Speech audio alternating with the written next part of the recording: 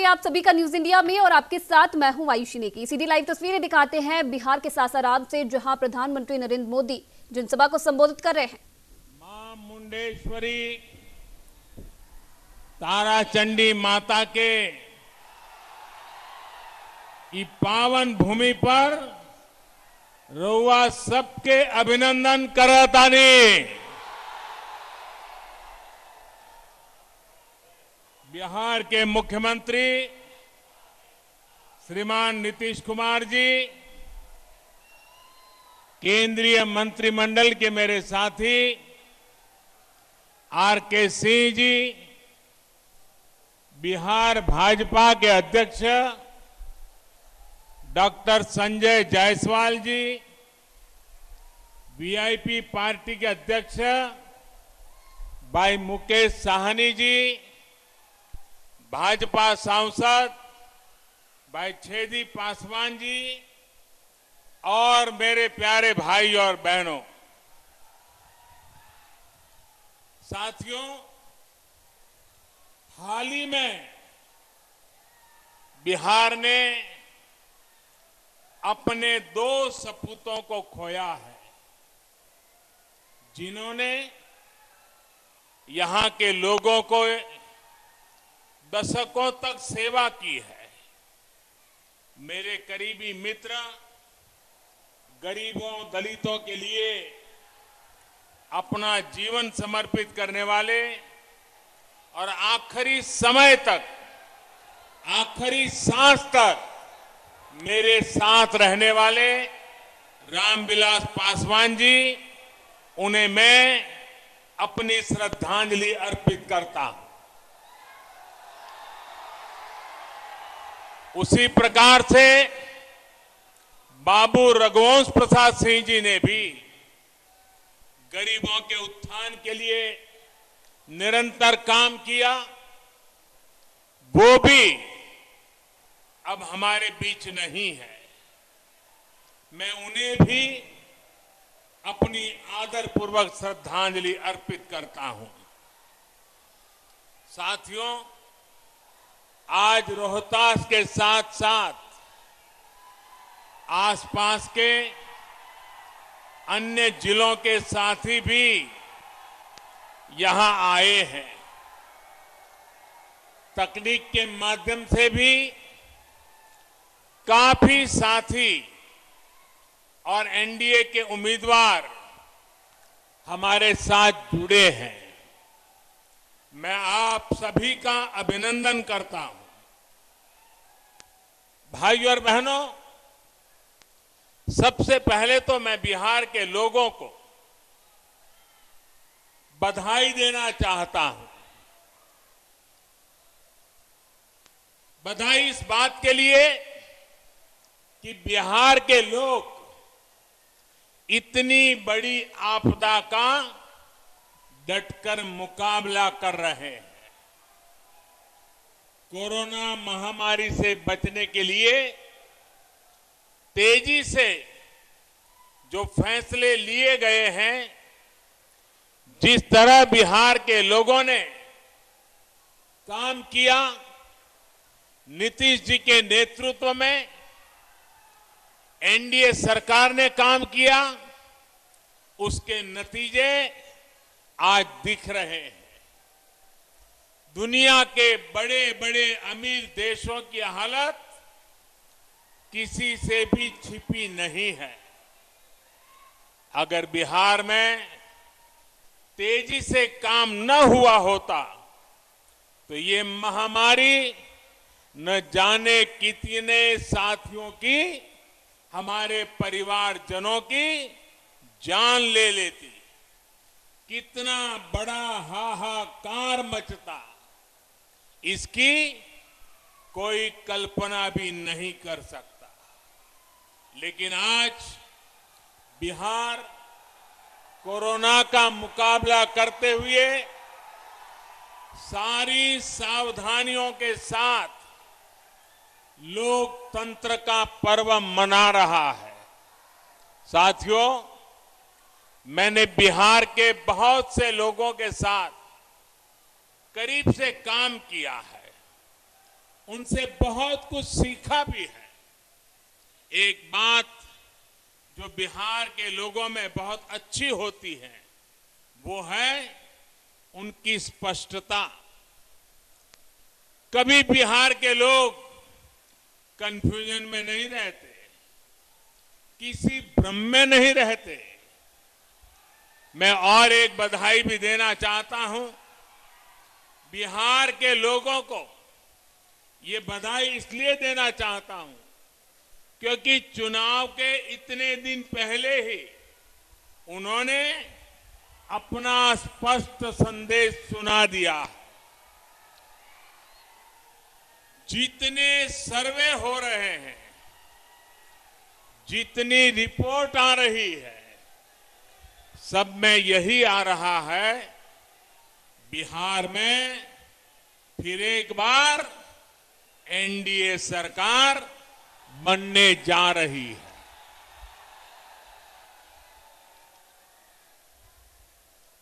लेकिन मेरे बिहार के प्यारे भाइयों बहनों,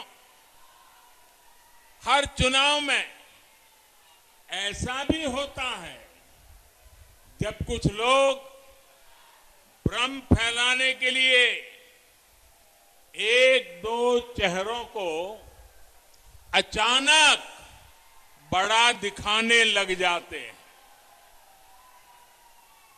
कभी किसी नई शक्ति के उभरने की बातें फैलाई जाती है, लेकिन इसका मतदान पर कोई असर नहीं पड़ता।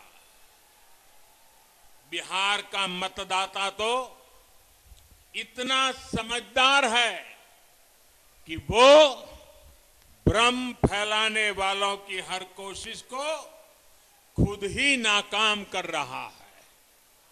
बिहार के लोगों ने मन बना लिया है, बिहार के लोगों ने ठान लिया है कि जिनका इतिहास बिहार को बीमारू बनाने का है, उन्हें आसपास भी नहीं फटकने देंगे।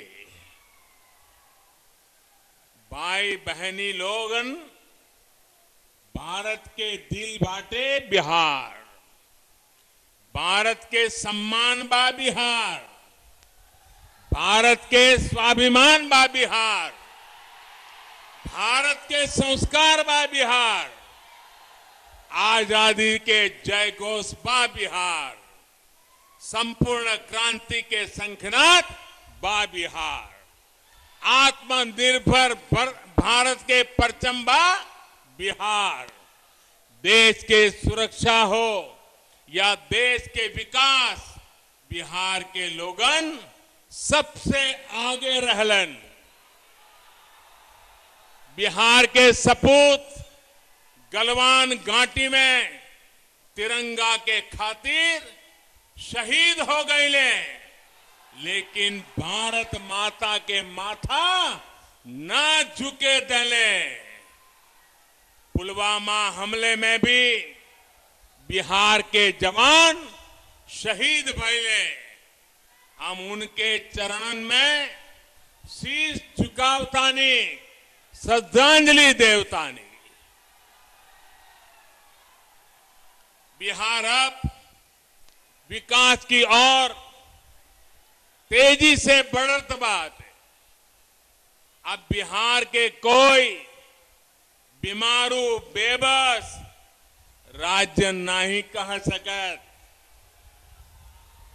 लालटेन के जमाना गईल।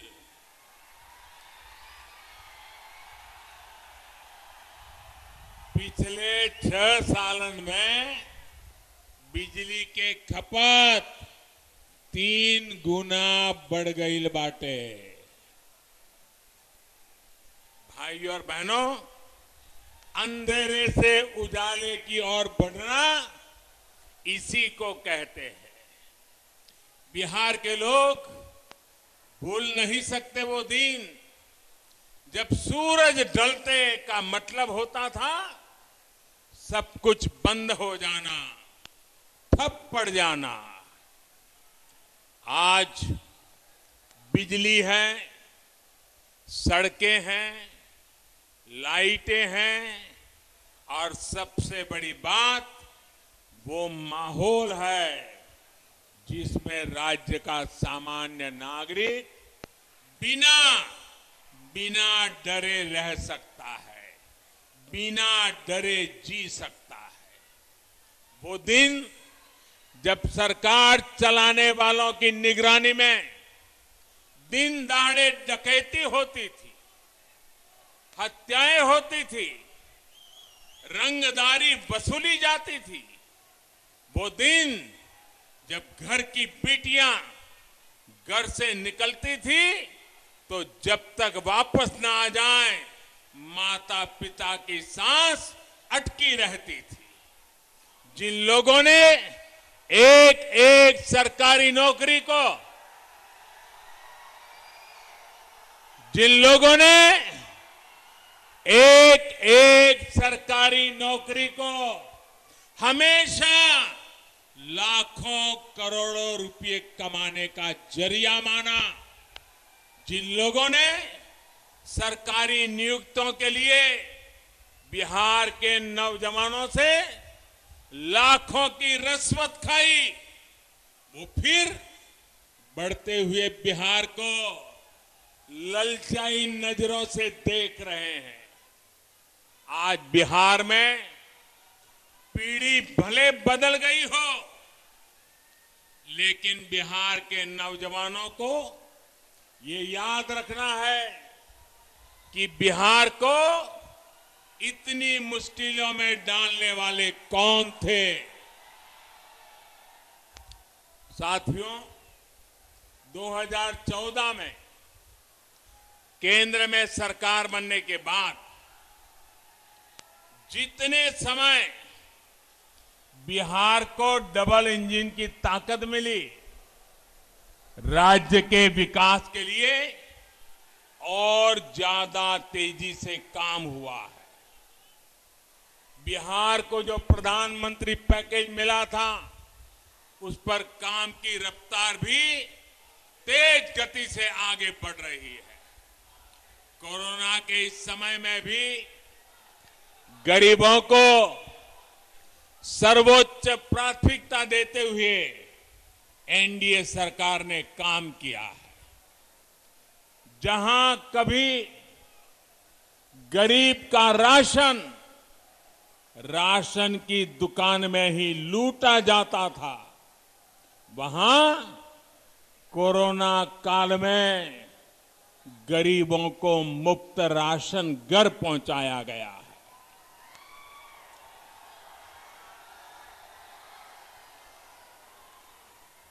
गरीब भूखा न सोए, त्योहार ठीक से मना सके, दिवाली और छठ पूजा ठीक से मना सके, इसके लिए मुफ्त अनाज की व्यवस्था भी की गई है।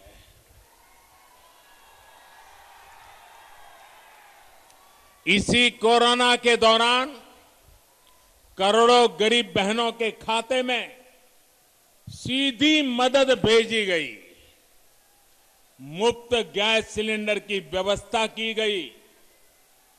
शहरों में जो रेहड़ी ठेला चलाने वाले साथी हैं, उनके लिए भी बैंकों से आसान ऋण सुनिश्चित कराया जा रहा है, ताकि वो अपना काम फिर शुरू कर सके, आगे बढ़ सके।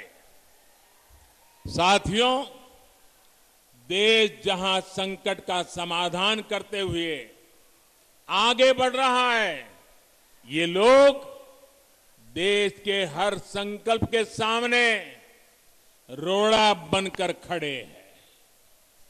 देश ने किसानों को बिचौलियों और दलालों से मुक्ति दिलाने का फैसला लिया, तो ये बिचौलियों और दलालों के पक्ष में खुलकर मैदान में है।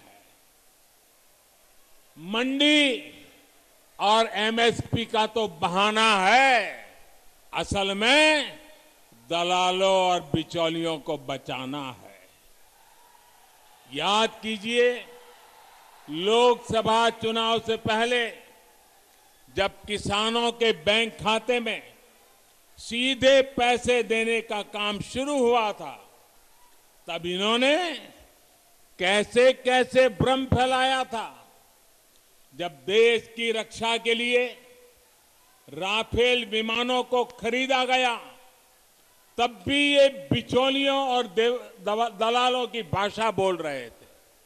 साथियों, आज देश की जनता, देश के किसान, देश के नौजवान देख रहे हैं कि इन लोगों के लिए देश हित नहीं, दलालों का हित ज्यादा महत्वपूर्ण है। इसलिए जब जब बिचौलियों और दलालों पर चोट की जाती है। चलिए फिलहाल रुकते हैं यहाँ पर एक छोटे से ब्रेक के लिए। आप देखते रहिए न्यूज़ इंडिया।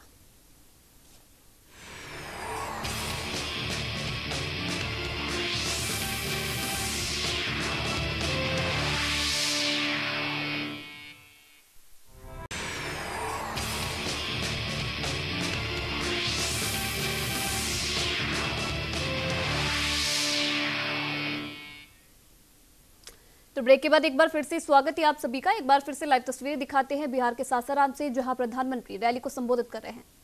ये लोग जिसकी चाहे मदद ले लें, देश अपने फैसलों से पीछे नहीं हटेगा। भारत अपने फैसलों से पीछे नहीं हटेगा। भाई और बहनों, इन लोगों को आपकी जरूरतों से कभी सरोकार नहीं रहा। इनका ध्यान रहा है अपने स्वार्थों पर, अपनी तिजोरी पर। यही कारण है कि भोजपुर सहित पूरे बिहार में लंबे समय तक बिजली, सड़क, पानी जैसी मूल सुविधाओं का विकास नहीं हो पाया। हालत ये थी कि कैमूर में जिस दुर्गावती सिंचाई परियोजना का शिलान्यास, आप याद रखिए ये सारी बातें, कैमूर में जिस दुर्गावती सिंचाई परियोजना का शिलान्यास बाबू जगजीवन राम जी ने 70 के दशक में किया था, 70 के दशक में, वो इतने वर्षों में भी पूरी नहीं हुई थी। इस काम को एनडीए सरकार ही पूरा कर रही है। साथियों, बिहार के विकास की हर योजना को अटकाने और लटकाने वाले ये लोग हैं जिन्होंने अपने 15 साल के शासन में लगातार बिहार को लूटा, बिहार का मान मर्दन किया। आपने बहुत विश्वास के साथ इन्हें सत्ता सौंपी थी, लेकिन इन्होंने सत्ता को अपनी तिजोरी भरने का माध्यम बना लिया। जब बिहार के लोगों ने इन्हें सत्ता से बेदखल कर दिया, नीतीश जी को मौका दिया, तो ये बौखला गए।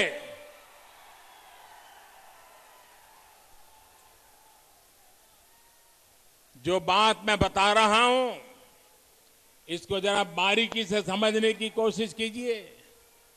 जब उनको सत्ता से बेदखल किया गया, तो ये लोग बौखला गए। उनके अंदर एक गुस्सा आया, जहर भर गया।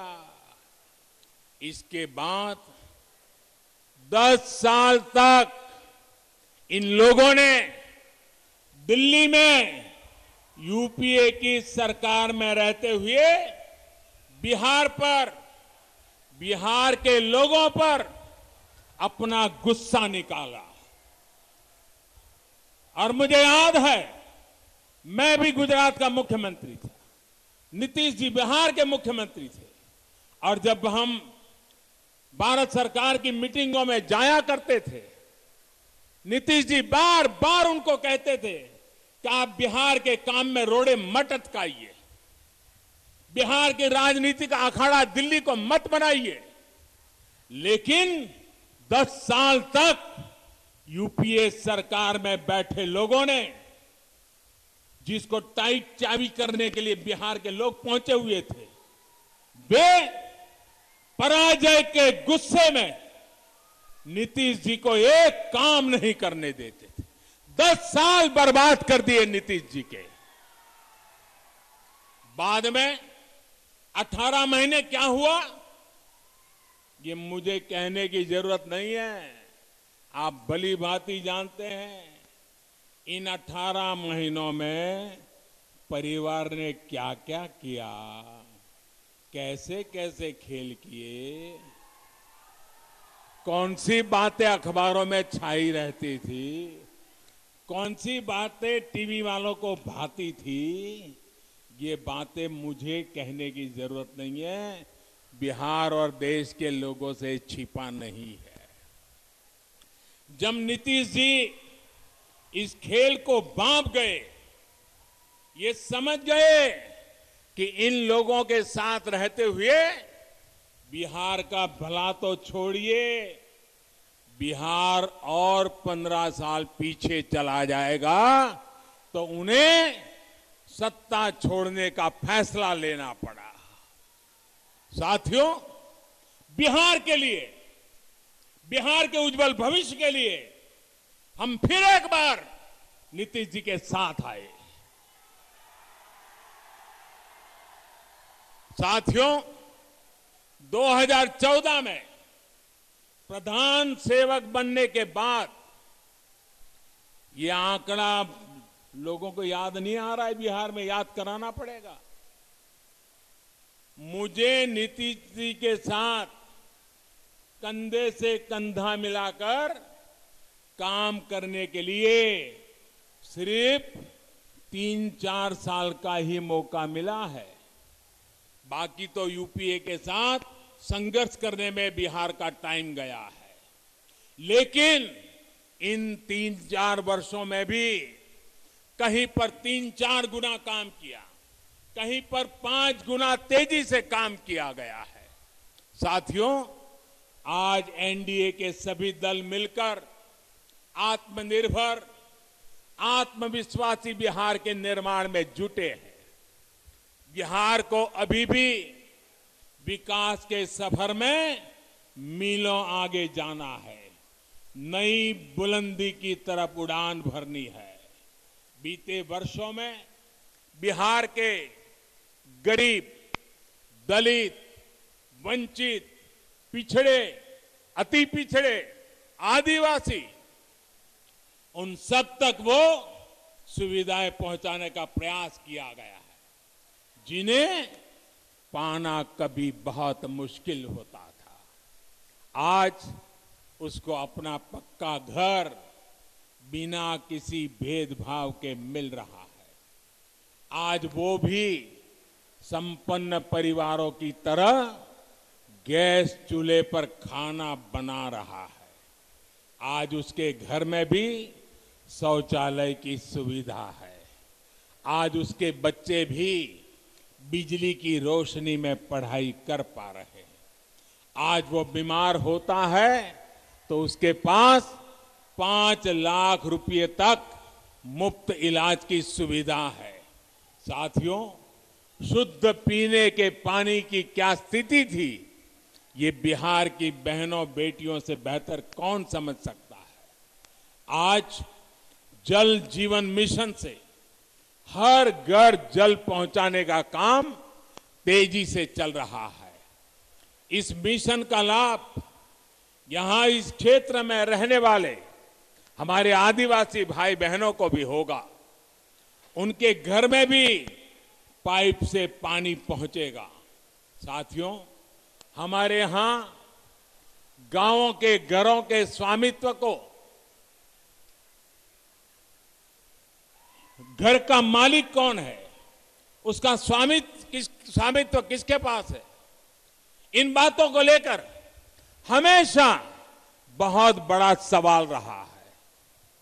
गांव की जमीन, इन जमीनों पर घर, पुरखों के बनाए घर, इनमें बरसों से जो लोग रहते रहे हो, लेकिन सरकारी दस्तावेजों में इनका अस्तित्व ही नहीं रहता।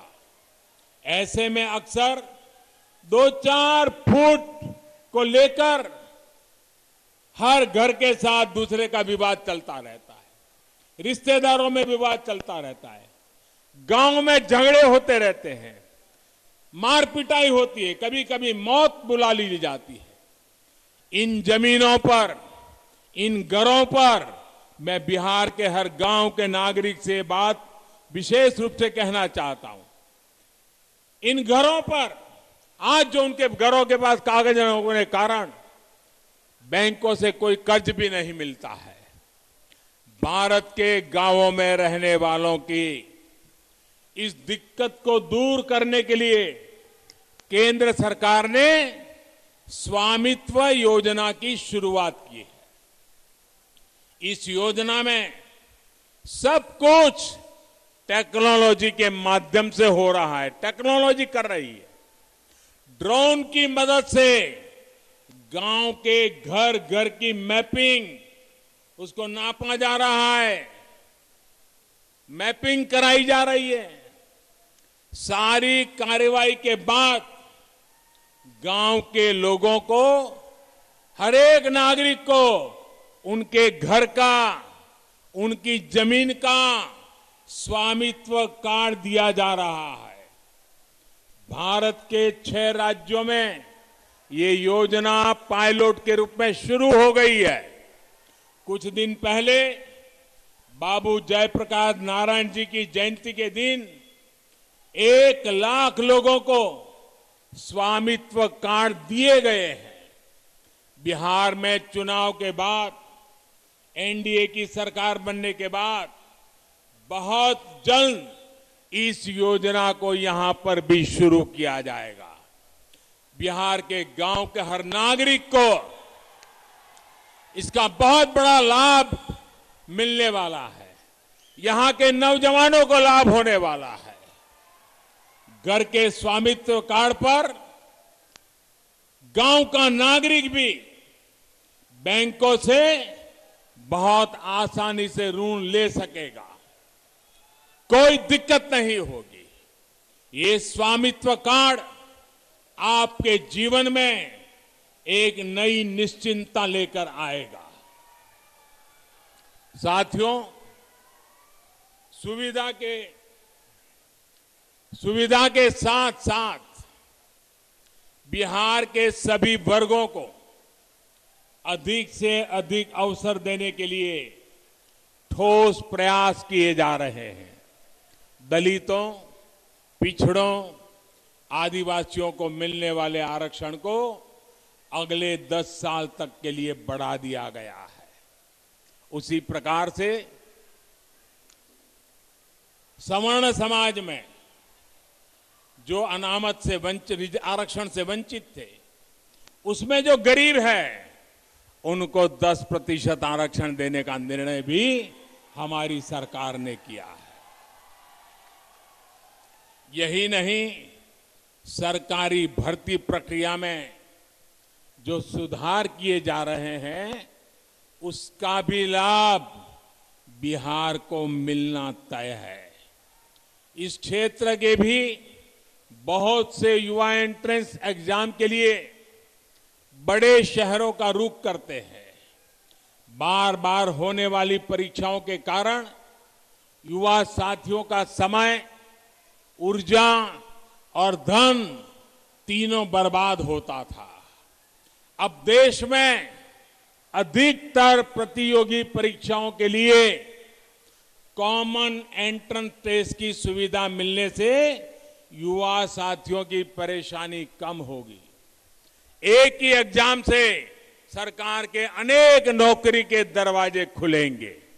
साथियों, एक और बड़ा प्रयास किया जा रहा है। मातृभाषा में शिक्षा को लेकर। अभी हमारे डॉक्टर जायसवाल जी जब मैं आया, बड़े विस्तार से इसका वर्णन कर रहे थे। और ये काम जब मैं कह रहा हूं, मैं कहता हूं मन बुद्धि कर्म से मैं स्वर्गीय आदरणीय कर्पूरी ठाकुर साहब को आदरपूर्वक श्रद्धांजलि भी देता हूं। आज वो जहां भी होंगे, हमारी इस कल्पना से वो हम पर आशीर्वाद बरताते होंगे। भाइयों बहनों, देश की शिक्षा व्यवस्था में तो बिहार का गौरवशाली इतिहास रहा है। राष्ट्रीय शिक्षा नीति से प्रेरणा लेते हुए अब कोशिश होगी मेडिकल, इंजीनियरिंग समेत सभी तकनीकी कोर्सेज को भी मातृभाषा में पढ़ाने की शुरुआत की जाएगी।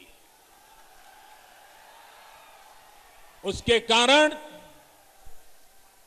अंग्रेजी के अभाव के कारण गांव का, गरीब का, दलित का, पीड़ित का बच्चा, उसका अब डॉक्टर बनने का सपना पूरा होगा, इंजीनियर बनने का सपना पूरा होगा। ये बहुत बड़ा निर्णय हम करने जा रहे हैं और मैं बिहार भाजपा को बधाई देता हूं कि उन्होंने अपने चुनावी मैनिफेस्टो में इस महत्वपूर्ण कार्यक्रम की घोषणा की है। साथियों, बिहार में स्वरोजगार के अवसरों के लिए भी निरंतर प्रयास किया जा रहा है। आज मुद्रा योजना से गरीबों को, महिलाओं को, युवा उद्यमियों को, दुकानदारों को बिना गारंटी का ऋण मिल रहा है। गांवों में जो उद्यमी दीदियां के समूह हैं, उनको भी बैंकों से मिलने वाली सुविधा अब बढ़ाई गई है। आज छोटे किसानों, मछुआरों, पशुपालकों सभी को किसान क्रेडिट कार्ड दिया जा रहा है। पीएम किसान योजना के तहत बिहार के 74 लाख किसान परिवारों के खाते में करीब करीब 6,000 करोड़ रुपए सीधे जमा कराए गए हैं। कोई बिचौलिया नहीं, कोई कट नहीं। साथियों, कनेक्टिविटी एनडीए की डबल इंजन की सरकार की प्राथमिकता रही है, पहचान रही है। आज बिहार के करीब करीब हर गांव तक सड़क पहुंच रही है, नेशनल हाईवे चौड़े हो रहे हैं। बिहार की नदियों पर आज एक के बाद एक नए और आधुनिक पुल बन रहे हैं।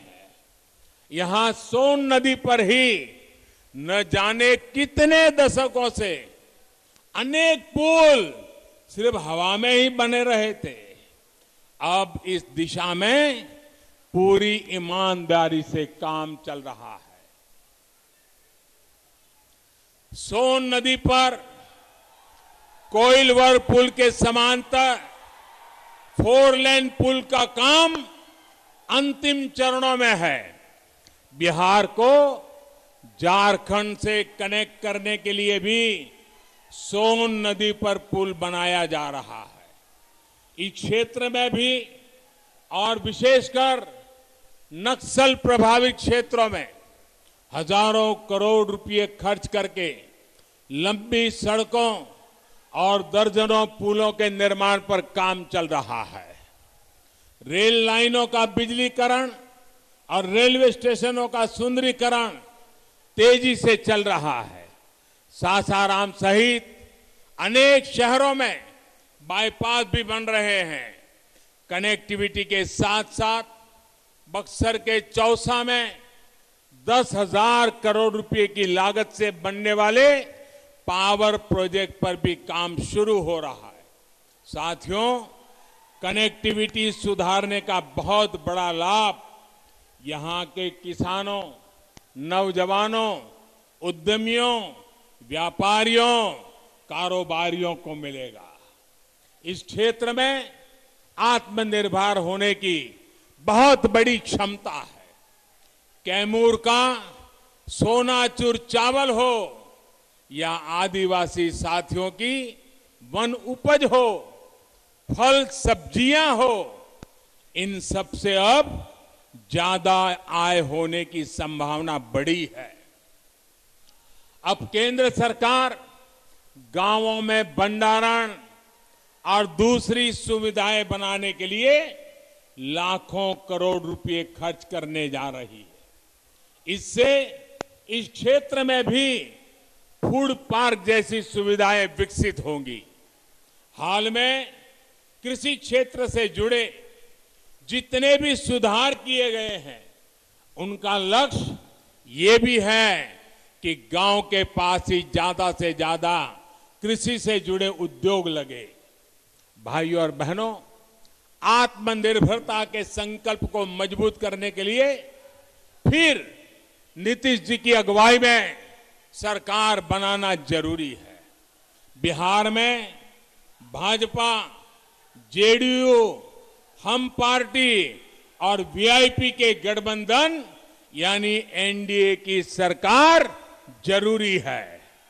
बिहार को आत्मनिर्भर बनाने के लिए, देश को आत्मनिर्भर बनाने के लिए एनडीए की जीत जरूरी है। मुझे खुशी है कि बूथ लेवल पर भी एनडीए के सभी कार्यकर्ता, सभी राजनीतिक दलों के घटक दलों के साथी एकजुट होकर के पूरी ताकत से जुटे हुए हैं, एक दूसरे के साथी बने हुए हैं। इस बार तो मैं देख रहा हूं कि मतदाता, बिहार की महिलाएं, बहनें, बेटियां एनडीए को जिताने के लिए पूरी ताकत झोंक रही है। जो भी एनडीए का है, उसकी जीत के लिए ये साझा संकल्प सभी की बहुत बड़ी ताकत है।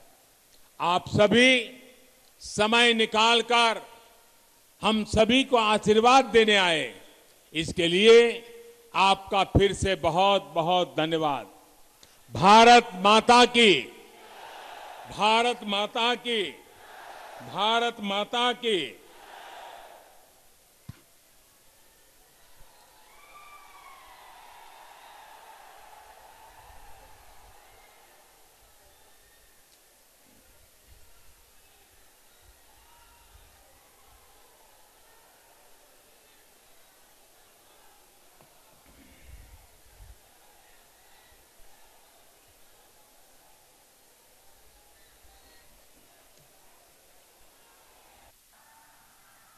मैं माननीय प्रधानमंत्री जी का हृदय की गहराई से धन्यवाद देना चाहूंगी और शाहाबाद की जनता की ओर से मैं ये आश्वस्त करना चाहूंगी कि 2200 सीट जीतकर हम एनडीए की झोली में डालने का काम करेंगे।